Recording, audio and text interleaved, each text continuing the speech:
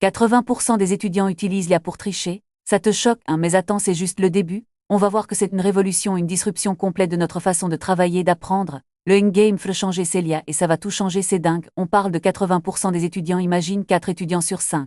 C'est hallucinant, non? Et là où ça devient dingue, c'est que ça ne concerne pas que les étudiants. Les professionnels, les chercheurs, tout le monde utilise l'IA pour tricher, pour avoir un avantage, pour gagner du temps. Le problème, c'est que ça pose des questions éthiques, sur la propriété intellectuelle, sur la créativité. Le plus fou, c'est que l'IA peut même créer du contenu, des textes, des images, de la musique. Alors, qui est le créateur, l'homme ou la machine? C'est une question qui va hanter notre société dans les années à venir et il faut qu'on en parle. Alors voilà, je vais te donner quelques chiffres pour que tu comprennes l'ampleur du phénomène. 4% des étudiants utilisent l'IA pour rédiger des devoirs, 12% pour faire des examens, 25% pour des travaux de recherche et 40% pour de la création de contenu. C'est dingue, non? Maintenant, imagine que tu es un enseignant et que tu donnes un devoir à tes élèves. Comment peux-tu être sûr que c'est vraiment leur travail? C'est la question que se posent tous les enseignants. Et la réponse, c'est que c'est de plus en plus difficile, car l'IA peut créer des textes qui sont quasi parfaits. Alors, comment faire la différence? C'est le problème que nous allons devoir résoudre dans les années à venir et il faut qu'on commence à réfléchir à des solutions, à des alternatives pour que l'IA soit un outil et non un moyen de tricher. Moi, je pense que c'est une opportunité